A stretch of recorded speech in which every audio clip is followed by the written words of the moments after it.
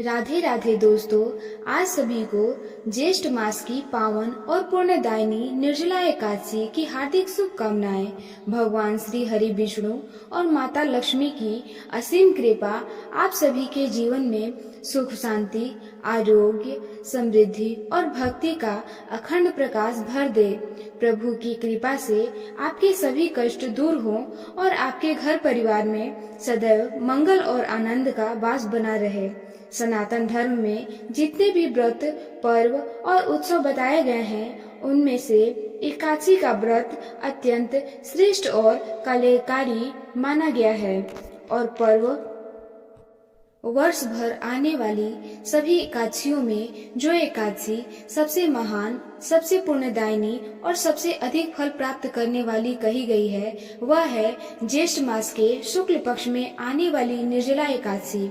शास्त्रों में वर्णन मिलता है कि जो मनुष्य श्रद्धा, विश्वास और पूर्ण भक्ति भाव से निर्जला एकादशी का व्रत करता है, उसे वर्ष भर की सभी 24 एकादशियों के व्रत के समान पुण्य फल की प्राप्ति होती है। यही कारण है कि इस दिव्य एकादशी को भीमसेनी एकादशी और पांडव एकादशी के नाम से भी जाना जाता है। आज के इस अत्यंत महत्वपूर्ण और पावन प्रसंग में हम विस्तार से जानेंगे कि 2026 में निर्जला एकादशी का व्रत कब रखा जाएगा, इसका सही मुहूर्त क्या रहेगा, पूजा विधि क्या रहेगी और पारण किस समय करना चाहिए, कौन लोग निर्जला व्रत कर सकते हैं और किन लोगों को सावधानी रखनी चाहिए। साथ ही यह भी जानेंगे कि निर्जला एकादशी में जल कब तक ग्रहण नहीं करना चाहिए, क्या दवाइयाँ ली जा सकती है, क्या कुल्ला या आचमन किया जा सकता है, क्या फलाहार करने का विधान है, इस व्रत के वास्तविक नियम क्या हैं और ऐसी कौन कौन सी चीज है जिन्हें भूलकर भी नहीं करना चाहिए। इसके साथ ही हम भीमसेन और महर्षि वेद व्यास जी की दिव्य कथा का श्रवण करेंगे। शास्त्रों में वर्णित इस व्रत कथा की महिमा को समझेंगे। यह जानेंगे कि कौन सा मंत्र भगवान श्री हरि विष्णु को अत्यंत प्रिय है, कौन सा दान इस दिन विशेष पुण्य प्रदान करता है और ऐसा कौन सा कार्य है जिसे करने से मनुष्य के अक्षय पुण्य की प्राप्ति होती है और भगवान विष्णु की विशेष कृपा प्राप्त होती है। इसलिए आप सभी से निवेदन है कि इस पावन प्रसंग को अंत तक अवश्य सुनिएगा, क्योंकि आज हम उन बातों को भी जानेंगे जिनके विषय में बहुत कम लोग चर्चा करते हैं।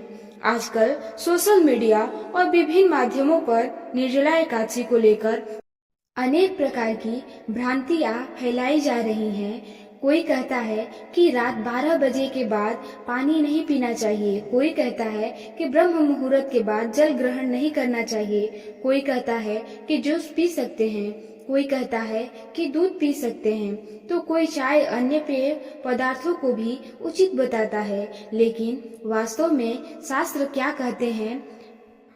पद्म पुराण, स्कंद पुराण, भविष्य पुराण और धर्म सिंधु जैसे प्राचीन ग्रंथों में इस व्रत का क्या विधान बताया गया है। आज हम इन सभी बातों को शास्त्रों के आधार पर समझने का प्रयास करेंगे। सबसे पहले जानते हैं कि वर्ष 2026 में निर्जला एकादशी कब है।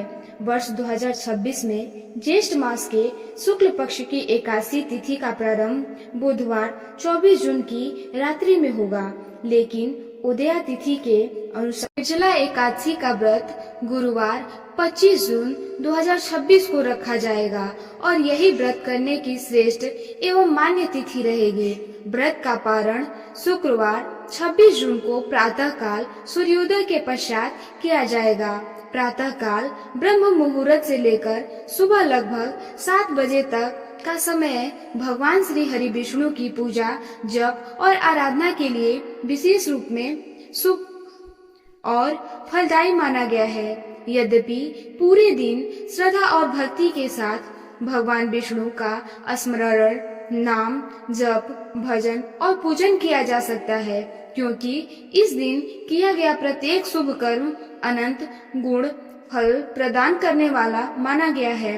ऐसा कहा जाता है कि जिस प्रकार सभी नदियों में गंगा का स्थान सर्वोच्च है, देवताओं में भगवान श्री हरि विष्णु का स्थान सर्वोपरि है और मंत्र में गायत्री मंत्र का विशेष महत्व है, उसी प्रकार सभी एकादशियों में निर्जला एकादशी का स्थान अत्यंत श्रेष्ठ और महान माना गया है। इसलिए जो भी श्रद्धालु इस व्रत को सच्चे मन और पवित्र भाव और भगवान के प्रति पूर्ण समर्पण के साथ करता है, उसके जीवन में आध्यात्मिक उन्नति, सुख संपत्ति और भगवान की कृपा का विशेष आशीर्वाद प्राप्त होता है। अब यहाँ सबसे बड़ा प्रश्न यह उठता है कि आखिर निर्जला एकादशी इतनी महान क्यों कही गई है? ऐसा क्या है इस व्रत में 24 एकादशियों का फल एक अकेली एकादशी दे देती है? तो आइए इसकी कथा सुनते हैं। दोस्तों, जब महाभारत काल में जब पांडव वनवास और कठिन परिस्थितियों से गुजर रहे थे, तब माता कुंती, युधिष्ठिर, अर्जुन, नकुल, सहदेव और द्रौपदी सभी एकादशी का व्रत रखते थे। वेद व्यास जी ने सभी को बताया था कि एकादशी का व्रत करने से भगवान विष्णु की कृपा प्राप्त होती है, पापों का नाश होता है और अंत में मनुष्य को वैकुंठ लोक की प्राप्ति होती है। लेकिन भीमसेन जी की एक समस्या थी। उनके उदर में वृक नामक अग्नि प्रज्वलित रहती थी। उन्हें अत्यधिक भूख लगती थी और वे बिना भोजन के नहीं रह पाते थे। एक दिन भीमसेन जी ऋतु वेद व्यास जी के पास पहुँचे और बोले, हे पितामह, मेरे सभी भाई एकादशी का व्रत करते हैं, माता कुंती भी करती हैं, द्रौपदी भी करती हैं, लेकिन मैं भूखा नहीं रह सकता। मेरे पेट में इतनी प्रचंड अग्नि जलती है कि बिना भोजन मेरे प्राण निकल जाए। क्या ऐसा कोई उपाय नहीं है जिससे मुझे सभी एकादशियों का फल मिल जाए और मुझे बार बार व्रत भी ना करना पड़े? तब वेद व्यास जी मुस्कुराए और बोले, भीमसेन, यदि तुम वर्ष में केवल एक दिन निर्जला और निराहार रहकर ज्येष्ठ शुक्ल पक्ष की एकादशी का व्रत कर लो तो तुम्हें वर्ष की 24 एकादशियों का फल प्राप्त हो जाएगा। लेकिन ध्यान रहे, इस व्रत में जल तक ग्रहण नहीं करना, तभी इसका पूर्ण फल प्राप्त होगा। तब भीमसेन जी ने संकल्प लिया और अत्यंत कठिन निर्जला एकादशी का व्रत किया।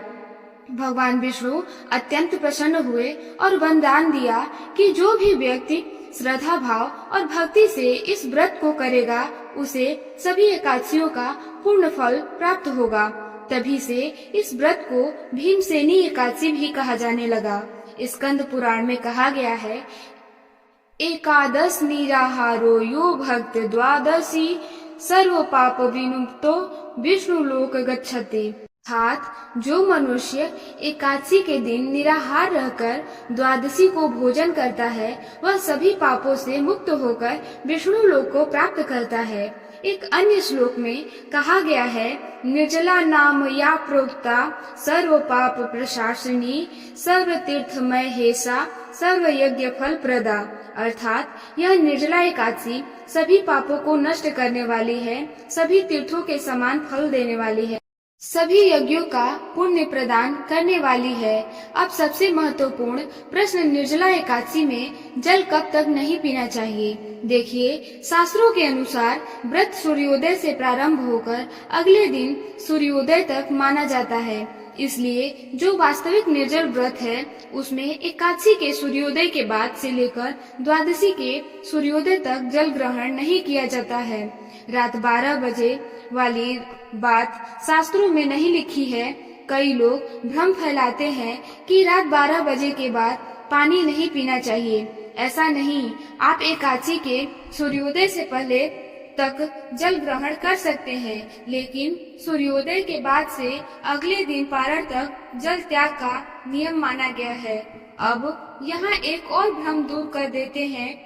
कई लोग कहते हैं कि जूस पी सकते हैं, दूध पी सकते हैं, चाय पी सकते हैं, लेकिन भक्तों, निर्जला का अर्थ ही है बिना जल के, और शास्त्रों में जल का अर्थ केवल पानी नहीं बल्कि सभी प्रकार के पेय पदार्थ है, चाहे जूस हो, दूध हो, शरबत हो, चाय हो या अन्य कोई तरल पदार्थ।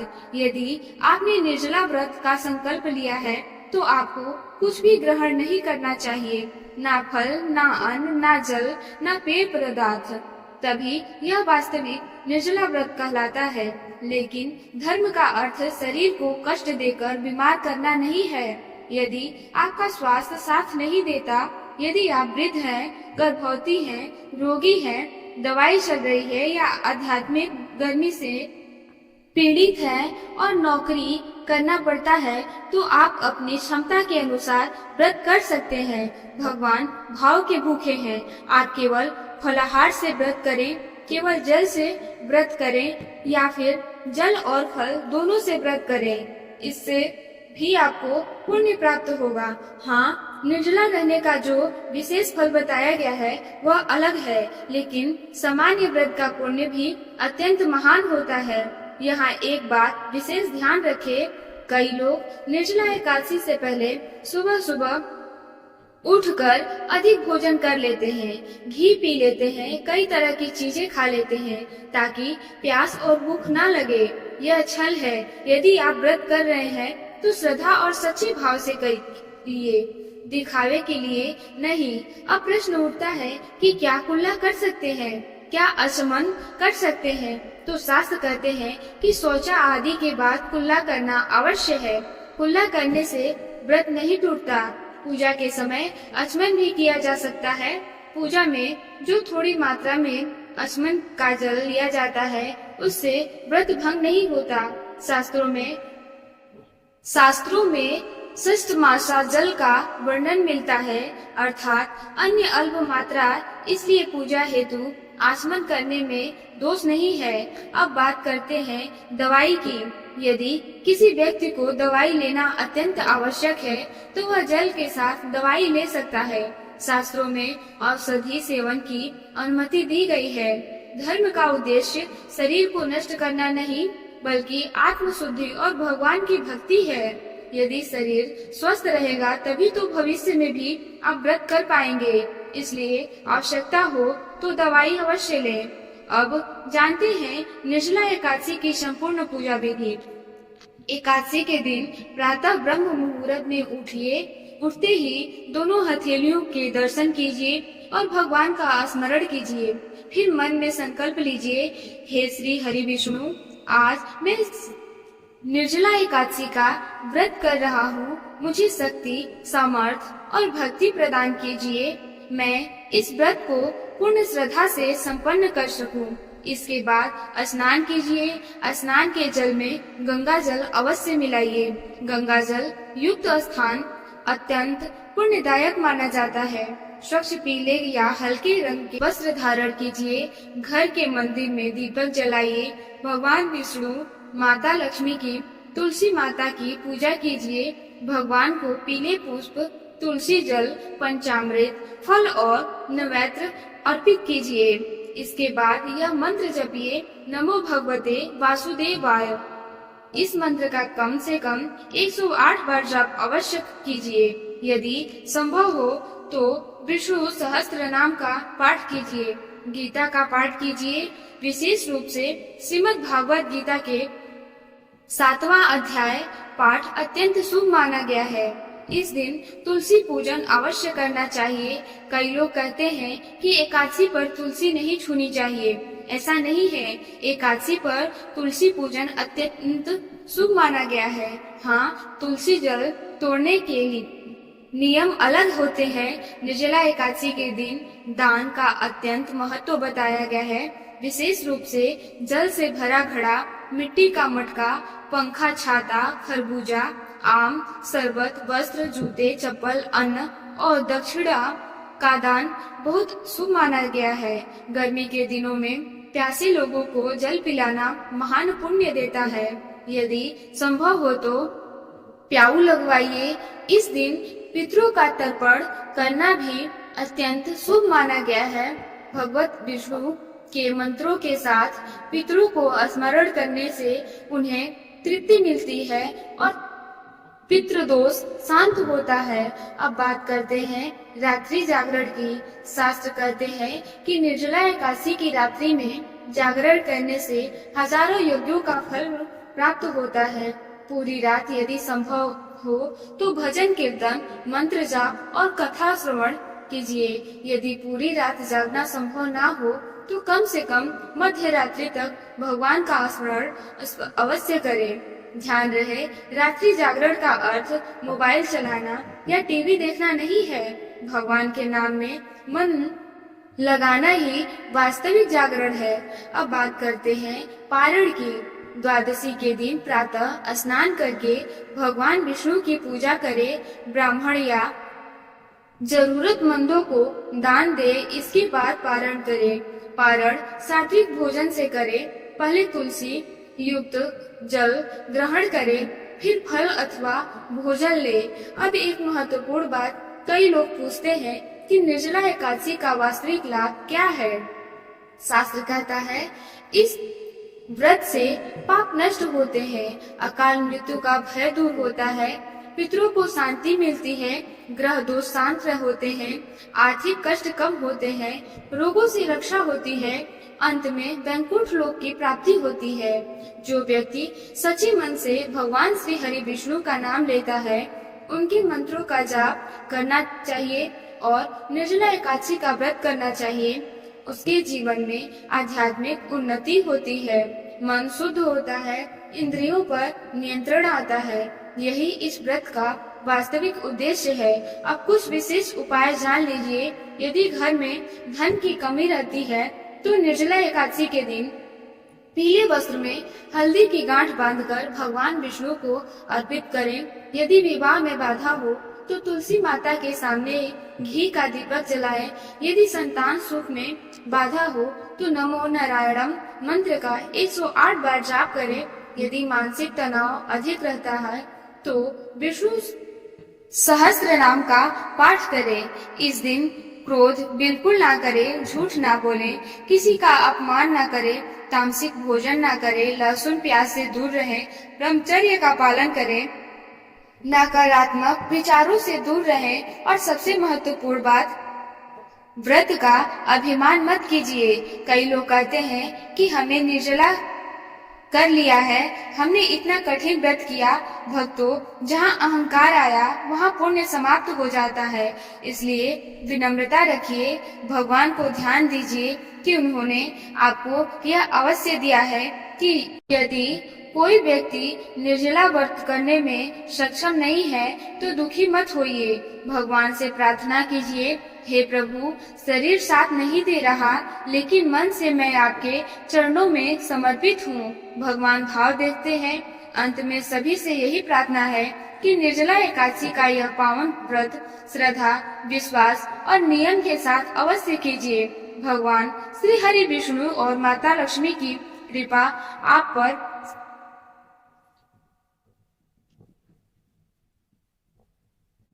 सदैव बनी रहे। आपके जीवन के सभी दुख, रोग, कष्ट और बाधाएं दूर हो। 25 जून 2026 निर्जला एकादशी की वह पावन रात अत्यंत दुर्लभ और पुण्यदायी मानी जा रही है। धार्मिक मान्यताओं में कहा गया है कि आज की रात श्रद्धा से तुलसी माता के पास घी का दीपक जलाकर भगवान विष्णु का स्मरण किया जाए तो घर की नकारात्मकता धीरे धीरे समाप्त होने लगती है और जीवन में सुख, शांति और सकारात्मक का प्रकाश बढ़ने लगता है। पुराने संत कहा करते थे कि निर्जला एकादशी की रात किया गया छोटा सा दीपक उपाय भी मनुष्य के भीतर आशा और विश्वास, नई ऊर्जा जगाने वाला माना गया है। मनुष्य बाहर से कितना भी मजबूर क्यों ना दिखाई दे, लेकिन भीतर से वह चिंता, भय और तनाव में डूबा हुआ। किसी के घर में पैसा टिकता नहीं, किसी का काम बार बार रुक जाता है, किसी के परिवार में बिना वजह क्लेश बढ़ जाता है और कई लोगों को ऐसा महसूस होता है कि जैसे घर की बरकत धीरे धीरे समाप्त होती जा रही हो। लेकिन भक्तों, धार्मिक मान्यताओं में कहा गया है कि निर्जला एकादशी की रात श्रद्धा से किया गया दीपक उपाय मनुष्य के मन में सकारात्मकता का दीप जलाने वाला माना गया है। अब ध्यान से सुनिए, क्योंकि आगे जो मैं बता रही हूँ आपको, उसे पुराने लोग निर्जला एकादशी का दिव्य दीपक उपाय कहा करते थे। रात्रि के समय स्नान करके स्वच्छ वस्त्र धारण कीजिए। अगर संभव हो तो पीले रंग के वस्त्र पहनिए, क्योंकि पीला रंग भगवान विष्णु को अत्यंत प्रिय माना गया है। इसके बाद तुलसी माता के पास की जगह को अच्छी तरह साफ कीजिए और वहाँ थोड़ा सा गंगा जल या स्वच्छ जल छिड़क कर स्थान को पवित्र कर लीजिए। अब शुद्ध देसी घी एक दीपक जलाइए। दीपक में रुई की बत्ती लगाइए और श्रद्धा से तुलसी माता के पास जला दीजिए। भक्तों, धार्मिक मान्यताओं में कहा गया है कि निर्जला एकादशी की रात तुलसी माता के पास जलाया गया घी का दीपक घर में सुख शांति और भगवान विष्णु की कृपा को आकर्षित करने वाला माना गया है। पुराने संत कहा करते थे कि जहाँ तुलसी माता के पास दीपक जलता है, वहाँ केवल प्रकाश नहीं फैलता, बल्कि भगवान का स्मरण भी जीवित रहता है। अब दोनों हाथ जोड़कर भगवान विष्णु का ध्यान कीजिए और श्रद्धा से 21 बार यह मंत्र बोलिए, नमो भगवते वासुदेवाय। कहा जाता है कि निर्जला एकादशी की रात भगवान विष्णु का यह मंत्र अत्यंत भावशाली माना गया है। जहाँ श्रद्धा से भगवान का नाम लिया जाता है, वहाँ धीरे धीरे मन की बेचैनी शांत होने लगती है और घर का वातावरण सकारात्मक बनने लगता है। लेकिन यहाँ एक बात बहुत ध्यान से समझ लीजिए, दीपक जलाते समय मन में डर नहीं बल्कि श्रद्धा होनी चाहिए। कई लोग उपाय करते समय यही सोचते रहते हैं कि पता नहीं लाभ होगा या नहीं, लेकिन पुराने संत कहा करते थे कि किसी भी भक्ति कार्य में सबसे बड़ी शक्ति मन का, विश्वास का माना गया है। अब उन 5 गलतियों के बारे में जान लीजिए जिन्हें निर्जला एकादशी की रात बिल्कुल नहीं करनी चाहिए। तुलसी माता के पास गंदगी रखना। धार्मिक मान्यताओं में कहा गया है कि जहाँ गंदगी और अव्यवस्था होती है, वहाँ सकारात्मक ऊर्जा अधिक समय तक नहीं टिकती। इसलिए दीपक जलाने से पहले स्थान को अवश्य साफ करें। दीपक में गलत तेल का प्रयोग ना करें। भक्तों, इस विशेष उपाय में शुद्ध देसी घी का दीपक अत्यंत शुभ माना गया है, क्योंकि घी का दीपक वातावरण को शांत और सात्विक बनाने वाला माना गया है। दीपक जलाकर तुरंत वहां से चले जाना। पुराने लोगों ने कहा करते थे कि दीपक जलाने के बाद कुछ समय तक शांत मन से भगवान विष्णु और तुलसी माता का ध्यान अवश्य करना चाहिए, क्योंकि वही कुछ पल मन को सकारात्मक ऊर्जा से भरने वाले माने जाते हैं। दीपक जलाते समय क्रोध और कटु वचन बोलना निर्जला एकादशी की रात को अत्यंत अपवित्र माना गया है। इसलिए उस समय घर में लड़ाई झगड़ा और नकारात्मक बातें बिल्कुल नहीं करनी चाहिए। उपाय को केवल चमत्कार समझना। भक्तों, यह उपाय केवल धन प्राप्ति के लिए नहीं, बल्कि मन को शांति करने और भगवान से जुड़ने का माध्यम माना गया है। अब सोने से पहले का एक अत्यंत शुभ नियम जान लीजिए। रात्रि में सोने से पहले एक छोटा सा पीला कपड़ा लीजिए और उसमें थोड़ा सा अक्षत साबुत चावल, थोड़ी हल्दी और एक तुलसी पत्ता रख लीजिए। अब उस छोटी पोटली को दोनों हाथों में लेकर भगवान विष्णु का ध्यान कीजिए और श्रद्धा से बोलिए, श्री हरि हमारे घर में सुख शांति और सकारात्मकता बनाए रखे, हमारे परिवार को रोग भय और तनाव से दूर रखे। इसके बाद उस पोटली को रात भर अपने तकिए के नीचे रख दीजिए। भक्तों, धार्मिक मान्यताओं में कहा गया है कि जब इंसान सोने से पहले भगवान का स्मरण करता है तो उसका मन धीरे धीरे शांत और स्थिर होने लगता है। अब अगली सुबह का शुभ नियम सुन लीजिए। सुबह जल्दी उठकर स्नान कीजिए और सबसे पहले तुलसी माता को स्वच्छ जल अर्पित कीजिए। अगर संभव हो तो उस जल में थोड़ा सा गंगा जल मिला लीजिए। इसके बाद हाथ जोड़कर श्रद्धा से प्रार्थना कीजिए, हे माता तुलसी, हमारे घर में सुख शांति और भगवान का आशीर्वाद बनाए रखे। धार्मिक मान्यताओं में कहा गया है कि निर्जला एकादशी के दिन अगर श्रद्धा से किया गया दान जरूरतमंद व्यक्ति को जल, फल, गुड़, शरबत या अन्न का दान किया जाए तो यह अत्यंत शुभ माना जाता है, क्योंकि निर्जला एकादशी में जल दान विशेष महत्व बताया गया है। पुराने लोग कहा करते थे कि जिस घर से दान निकलता है वहाँ भगवान की कृपा जल्दी आती है।